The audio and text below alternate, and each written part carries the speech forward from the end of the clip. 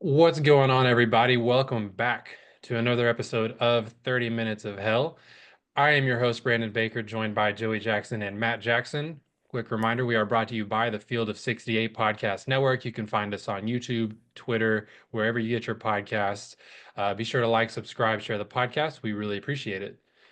We've got some more Razorback hoops to talk about this week. There's Ooh, he's doing it. We're just leave him alone. Pig, suey, every win. Every win we're doing it. every I can't believe win. It y'all was didn't another good join in. week. It was another good week. The Hogs went 1-1 this week. They had a loss. Not a terrible loss, though. We're going to get into some of the details on it, but they're still positioning themselves pretty well to be in contention for the tournament. Got 7 games left on the schedule, a couple of really tough ones coming up next. But we're going to get into all that right now. All right, so let's start with that loss that Alabama lost earlier in the week. Hogs were down big, down 18 points midway through the second half, I think with like 12 minutes left in the game. Came storming back, all the way back, almost. I think they were down 2 points with like less than 10 seconds left. I mean, they gave themselves a shot, which is all you can really ask for, especially when you dig yourself that big of a hole early.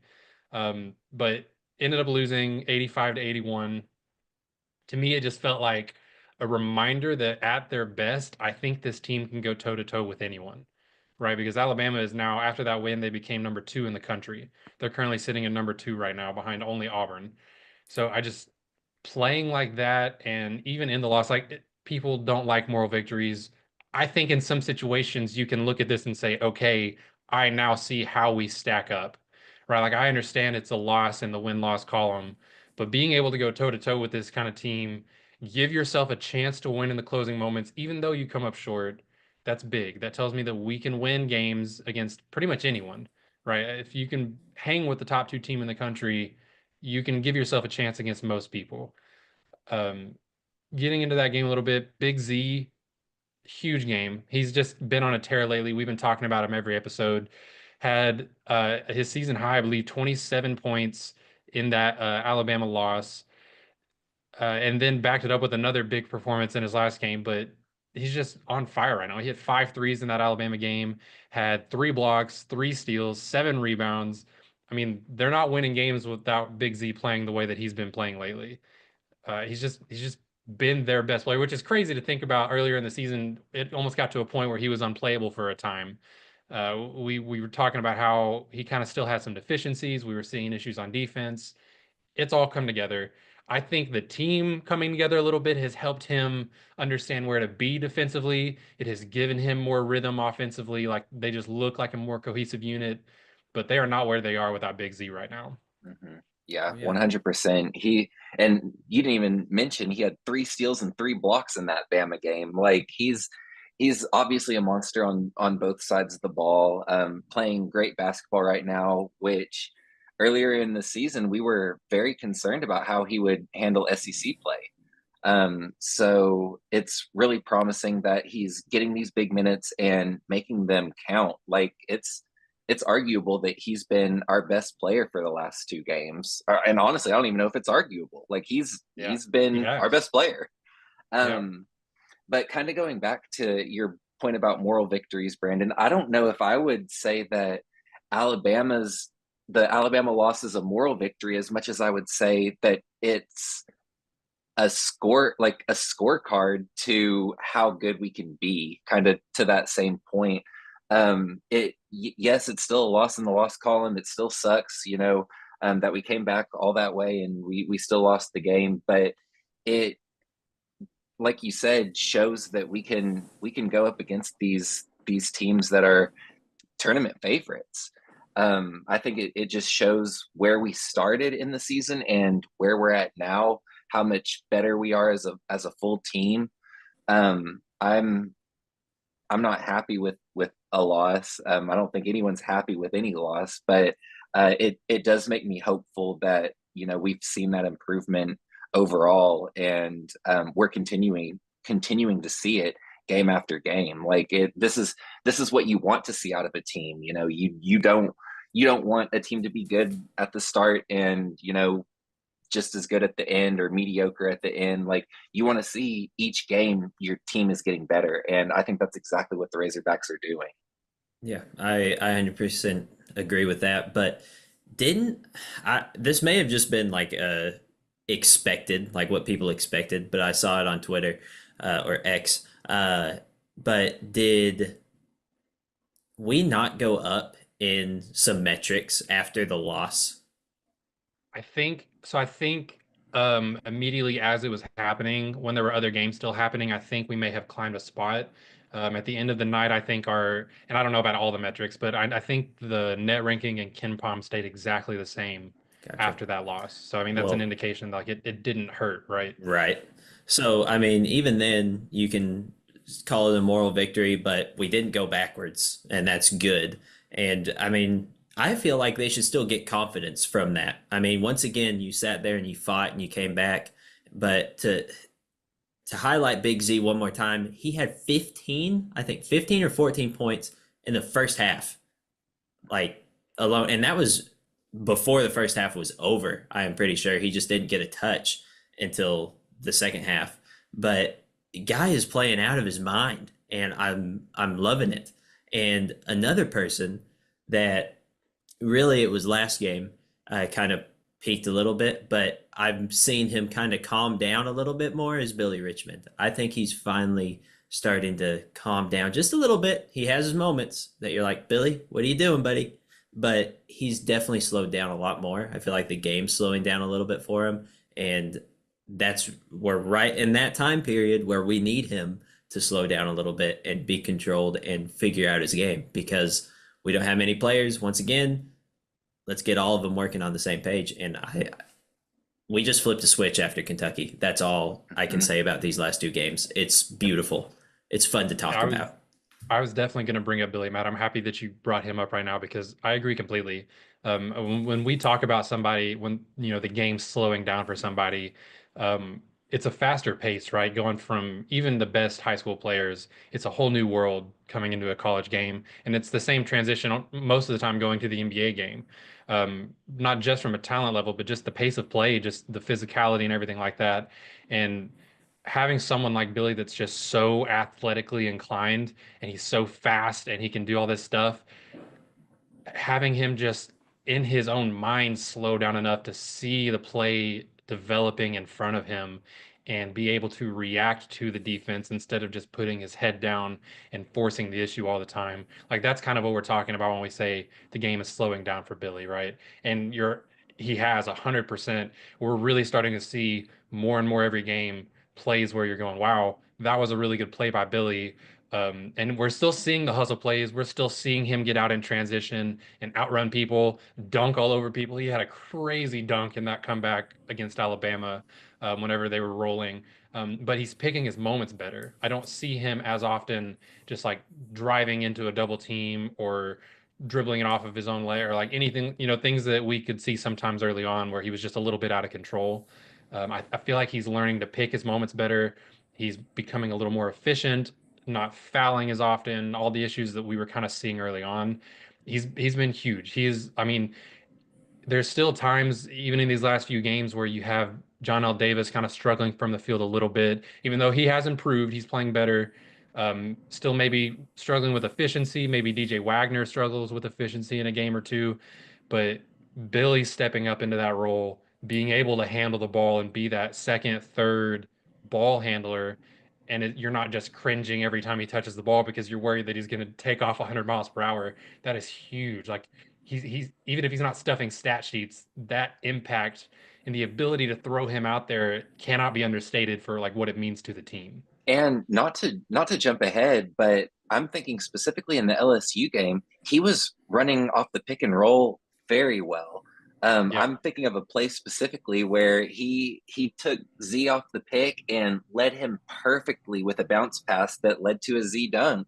And it was a piece of the game where LSU was kind of making a bit of a comeback. Like we were kind of trading baskets with them, and it kind of sparked another run just by having that kind of exciting play happen. But yeah, completely agree with both of y'all that he's definitely seeing the court in a different way. Really liking how his ball handling has come along. Really happy with what I've seen in both games from Billy. Yeah, he's shooting 60% from the field over the last 2 games. Um, 6.5 points, 3.5 rebounds, 2.5 assists, a steal per game. He's hit all his free throws. He's hit, I think, what, five, seven, 9 free throws in a row now, dating back even before SEC play because he doesn't get to the free throw line a ton.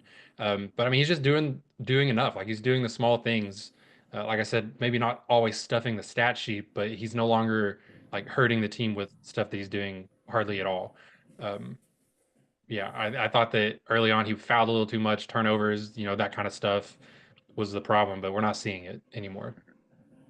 Yeah. And fantastic at coming at the right time, like Matt said. It's crunch time, the home stretch of the season, time for your freshmen to stop playing like freshmen because now they have the experience to be able to move forward from that.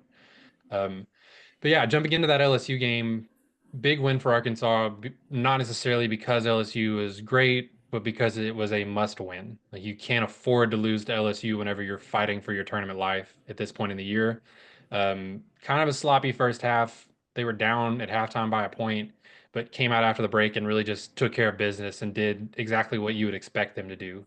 Outscored LSU 36 to 23 in the second half, held them to like I think it was 17% from beyond the arc in the second half. Big Z had another huge game with 25 points and 4 blocks, hit 3 threes in this game as well.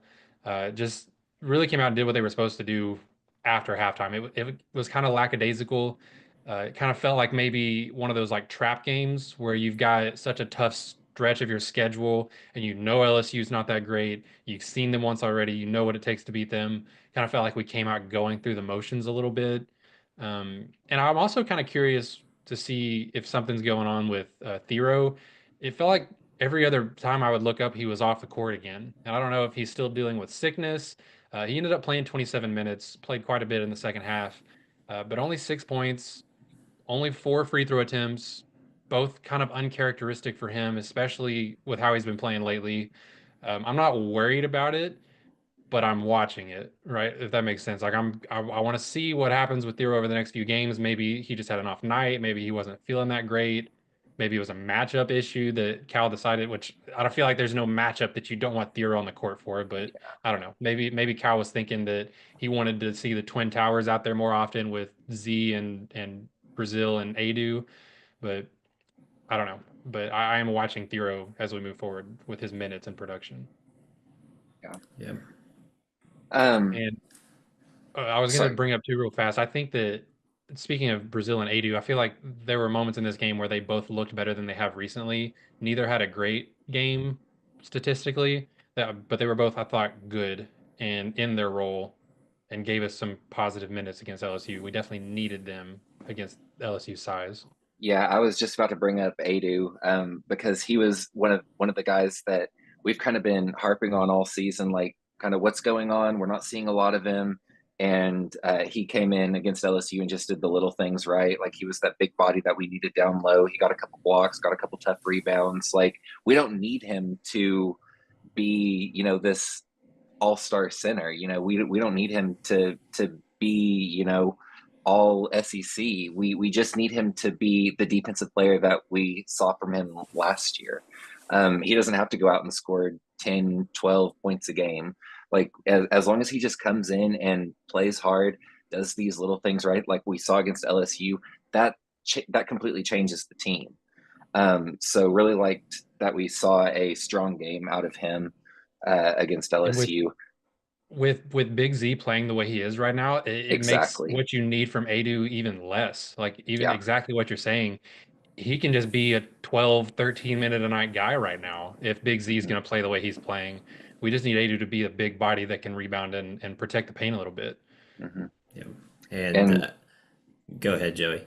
I was just going to say, and I said to y'all the other night, or last night when we were watching the game, I I truly want Big Z to shoot the most threes out of anyone on our team. Like, do not hear what I'm not saying. I love a straight on the nose, middle of the goal Z3, but please, I don't want to.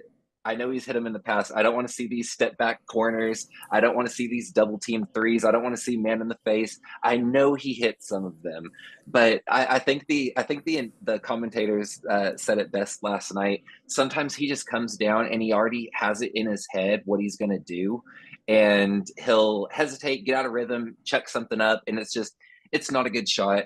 Heat check. Yeah, yes, he's 100% a heat check guy.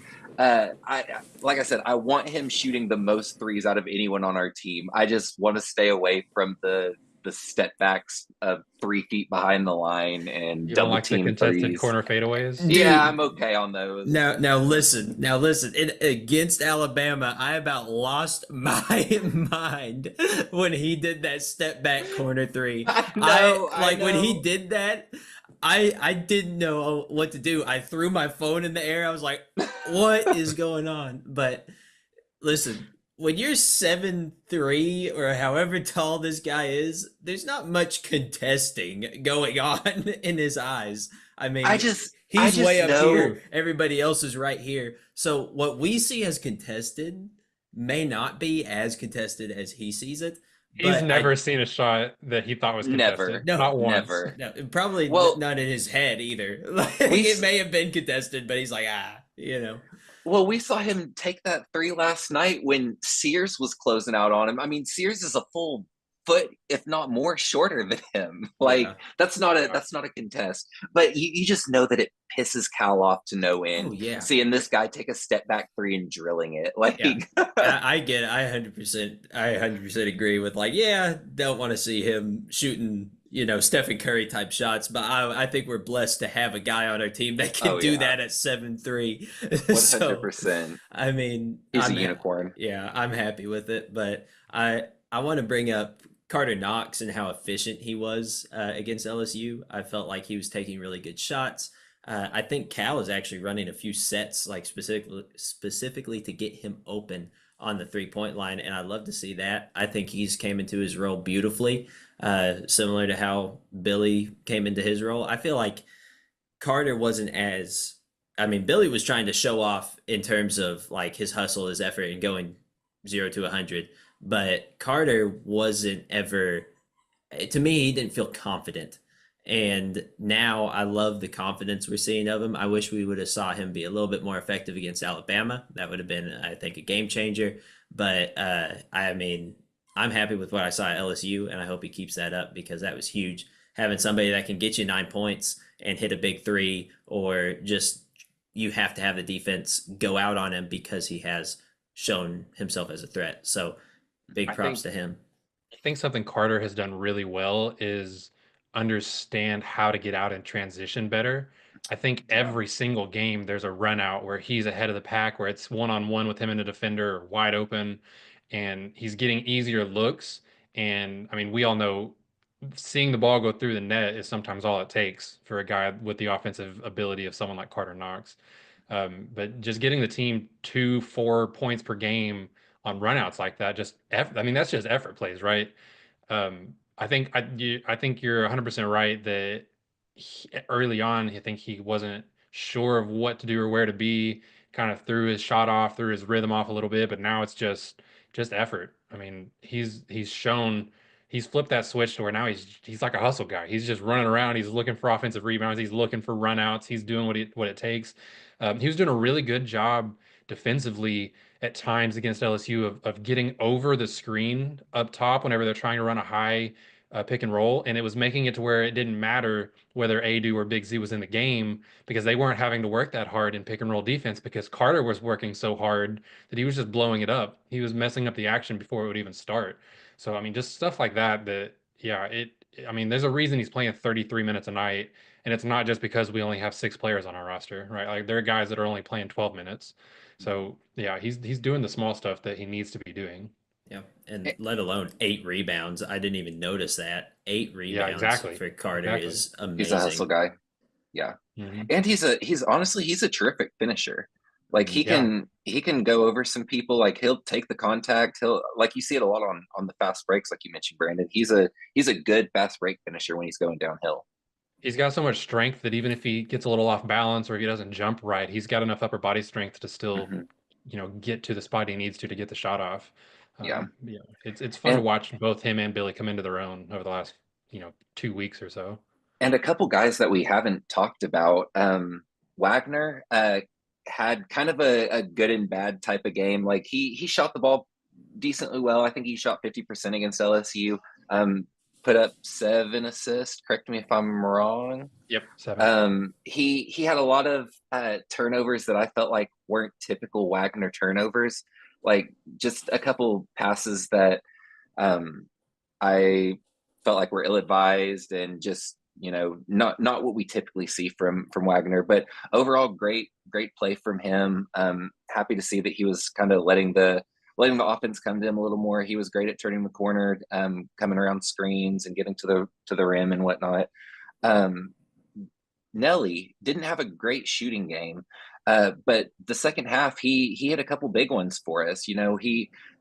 I talked about it. I think it was two episodes ago where I didn't want to see him taking just walk up threes. I wanted to see him like take dribble pull ups, like get in the groove a little bit, hit some mid range jumpers, and that's exactly what he was doing in the second half against LSU. I think he hit back to back mid range, just one dribble pull ups, like free throw line jumpers, and Those then little he push hit that. shots in the paint. Yeah, Yeah.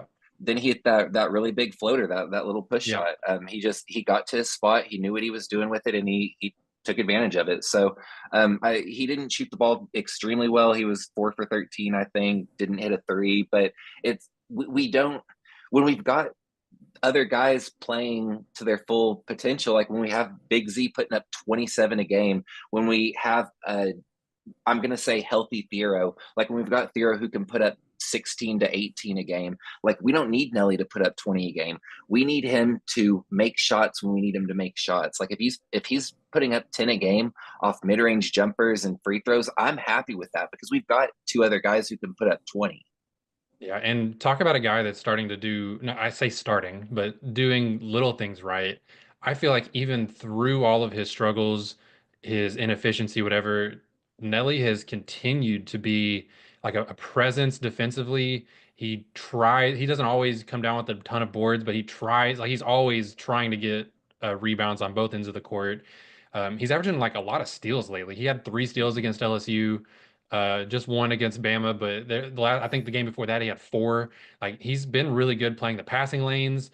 There was one play in particular against LSU when Arkansas kind of had like an ill-advised turnover, and then Nelly kind of just immediately reached around and poked the ball loose from the LSU player before they even got across half court, and it led to a wide open Carter Knox dunk. Just little stuff like that. I mean, he was a team high plus 16 box plus minus. That's not always the best indicator because it's very influenced by who you're on the court with. But in conjunction with the rest of his stats and watching him play, that I mean that is a good indicator of that he's doing the small things right. He helped them pull away in that LSU game. He was part of what they were doing correct in that game. And I And I think feel like it's he's continued to do that even if he's not shooting very well.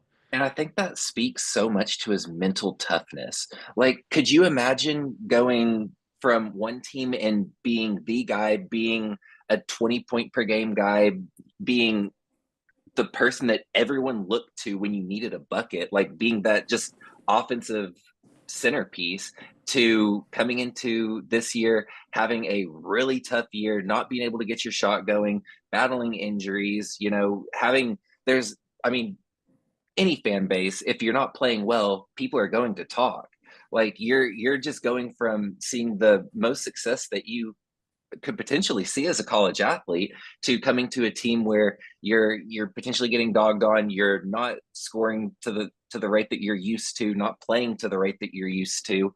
And just the fact that, to say a lot in a little time, um, the fact that he's still doing these little things, still making an impact outside of the offensive side of the ball, outside of the 3 point shot, I feel like just speaks so much to his mentality and the mental toughness that he has. I'm really impressed by him as a just a player in general, a basketball player in general.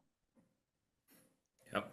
I mean, his effort, just like you said, coming from what he's been going through, his effort being as consistent as it has been as of late is phenomenal. And we needed that, especially with Boogie going out. We need that type of John L. Davis. So I think efficiency wise, I feel like he's probably still going to be, up and down, up and down. But I think those big games that he does have are going to be huge for us. Like they're going to be against teams like A&M who are about to play, things like that. Because I feel like he is a big game guy and he is capable of those big games. And his leadership, his effort shows that he can do it. So Yeah, he's just got to keep the confidence enough to shoot, right? Like you don't want him taking too many shots, just jacking up stuff when he's not open, but not being afraid to put up the shot when he's open changes the game for everybody because they will drop at some point. Like some of them will drop. He'll have better games, even if some are inefficient, but making the defense respect you on the perimeter opens it up for everybody. All right. Speaking of A&M, up next for the Hogs on the road against the Aggies, and then 6 more games after that with their tournament hopes still kind of in limbo. We're going to do a quick preview and just talk a little bit about what they need to do to finish out their season to make it to that tournament. But first, we're going to take a quick break for some ads, and we'll be right back. As you guys know by now, we've partnered with BetMGM this season. We'll be using BetMGM lines to make all of our picks, and we'll have special offers for the listeners and the viewers of the Field of 68 as we all get ready for the best month of the year, March Madness. If you haven't signed up for BetMGM yet, you can use the bonus code FIELD150 and you will get $150 in free bets on your first wager with BetMGM, regardless of whether or not you win that first bet. Here's the best part. All you need to do is deposit and bet $5 of your hard-earned money. This is how you make it work. Download the BetMGM app and sign up using the bonus code FIELD150. That's FIELD150. Deposit at least $5 and place your first wager on any game. You will receive up to $150 in bonus bets regardless of the outcome of your bet. Just make sure you use that bonus code FIELD150 when you sign up.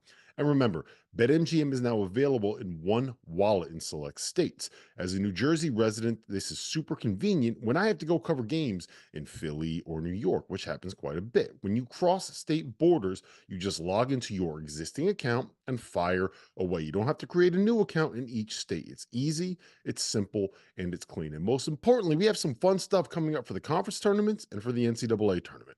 Bet insurance tokens, college hoops odds boost, and my personal favorite, a nice little parlay boost here and there. So download the BetMGM app and sign up today. Big news, guys. I am thrilled to announce that we have partnered with Autograph, a company founded by the GOAT himself, Tom Brady. The Autograph fandom app gives you access to the best college hoops content, fan contests, and exclusive rewards like discounted tickets, all for doing the things that diehard fans like you already do, following your favorite team in the news and listening to podcasts just like this one. When Tom, and yes, I am calling him Tom, we're on a first name basis these days, co-founded Autograph, he had one mission in mind: change the fan experience for the better. It works like this. You get all of your college hoops content you want in one place. You get articles from your favorite writers, pods from your favorite hosts, contests from your favorite creators, all on the feeds and the sites that you already enjoy. But instead of having to go to all these different places, it all comes to you in one spot, the Autograph fandom app. But here's the best part. The more content that you consume, the higher you rank in the app. As you consider the level up in status on the app, you can unlock unique rewards curated exclusively for you.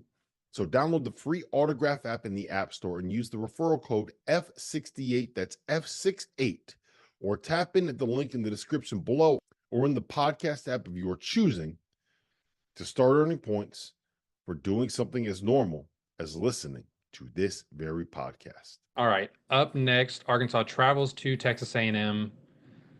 Going to be a tough game. I mean, I feel like we just talked about it with Alabama. Every game feels like it's winnable at this point, but this is going to be a tough one. It's probably one of the 2 or 3 toughest games left on the Razorback schedule. A&M's currently ranked number 13 in KenPom with a top 10 defense. I think they're currently ranked number 6 defensively on KenPom site, and Arkansas has only played 2 teams this year with a top 10 ranked defense, and that is Tennessee and Florida. obviously lost both games. Hung with Florida a little bit on their home court. I'm in Fayetteville. I mean, going to be a different task doing it on the road in College Station. It's always hard to play on the road. Any game, it's infinitely harder this year in the SEC. And against A&M, against a good defensive team like this, I feel like your offense clicks a little better at home. So if their defense is rolling and their offense is clicking with the crowd, like it's just going to be a tough game. Wade Taylor, still in college at the age of 43 years old, um, leading the team 15 points per game, still shooting pretty good from three, 35%. I mean, he's the head of the snake. You've got DJ Wagner, Billy Richmond. You know, the matchups are going to be there to try to slow down Wade Taylor. I feel like if you can do that, you stand a good shot at shutting them down um, offensively. And then at that point, it's just can you do enough to overcome their stellar defense because they are an elite defense and just a weird matchup for a lot of people. They have some guys that just play kind of bigger than they are. They have guys that get a lot of rebounds out of position. I mean, they're just it's a tough team to play in general. Um, but then after the A&M game, six more games after that, seven total. To get into the NCAA tournament, I believe Arkansas has to find three more wins minimum over their last seven games to give themselves a chance. But I think that gives them like a 55% chance. Like it's going to leave it very much in the committee's hands. Um, three more wins against what's left on their schedule will give them three more Q1 wins because basically every game is Q1. I think they have one, maybe two quadrant two games left. I know South Carolina is a quadrant two game.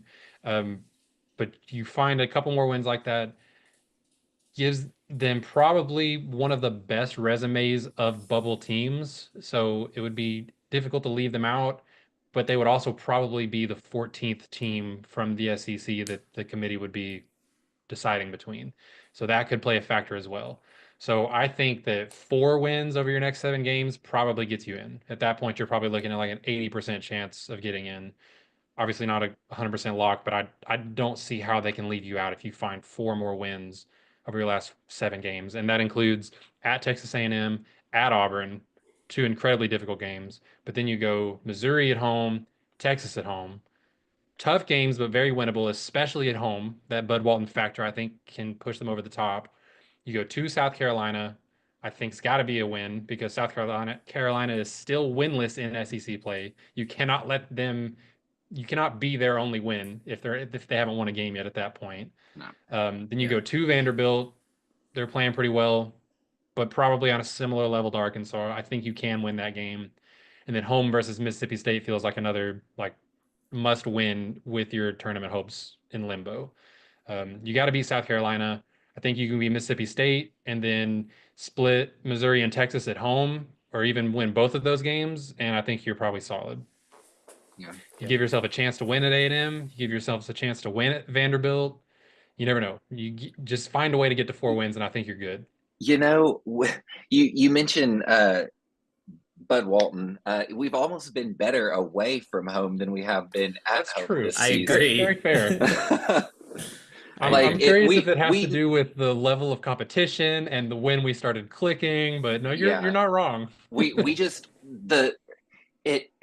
we've said it all season. It doesn't matter the game. Every game is almost a must win at this point. Pack out Bud Walton. We can't have a quiet crowd, low energy, low level of play. This team is our energy hunters. Like it doesn't matter if it's positive energy, negative energy. We saw it firsthand with Kentucky. Like that's the most negative that you're going to get all season. Like honestly, even when it comes down, if we make it to the national championship, the game at Rep Arena is going to be your most negative game that you are going to play all season. But Yeah, in terms of environment, for sure. Yeah. we just need the Hogs need the energy. So show up to Bud Walton, show out. Like we need it. We can't have half the stadium filled up and no energy and just like a practice game, for lack of better words. Bud Walton almost made that run by themselves against against Bama. I mean, which Yeah. it helped when you have dunks like the one Billy threw down to get the crowd Mhm. going, but they were loud in that Yeah, I game. would. That dunk alone would make me scream loud enough for the entirety of Bud Walton. It did. I I heard you, mean, Matt. yeah, I saw that you know. forehead vein popping. No. That happens sometimes whenever I get going. You may see Brandon will it. post the photo on his Twitter. He's got It's gonna be to. the thumbnail for this podcast. Anyway, you know what? I think we pull off one, maybe two of the games against ranked opponents. And I am going to go to sleep during the Auburn game.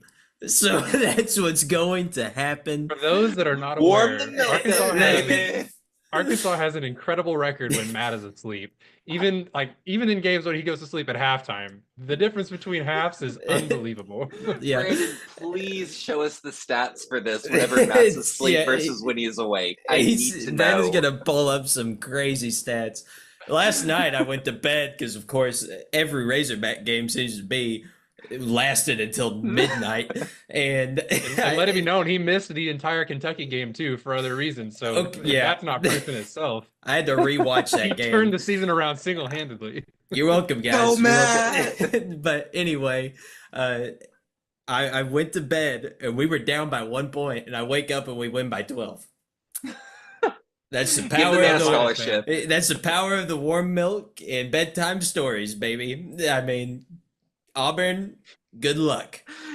Matt's plus minus Watch leads out. the country. It has to. 100. All right. That's all we got for you guys today. Several tough games coming up, but I believe Arkansas can get to 4 more wins, put themselves in the tournament. We're just gonna have to wait and see, though. Quick reminder, we are brought to you guys by the Field of 68 Podcast Network. You can find us on YouTube, on Twitter, on Apple Podcasts, wherever you get your stuff. Please like, subscribe, comment, share the podcast, whatever it is you do on those sites. It really helps us out. We really appreciate it. I've been your host, Brandon Baker, joined by Joey Jackson and Matt Jackson. And as always, go Hogs. Woo pig.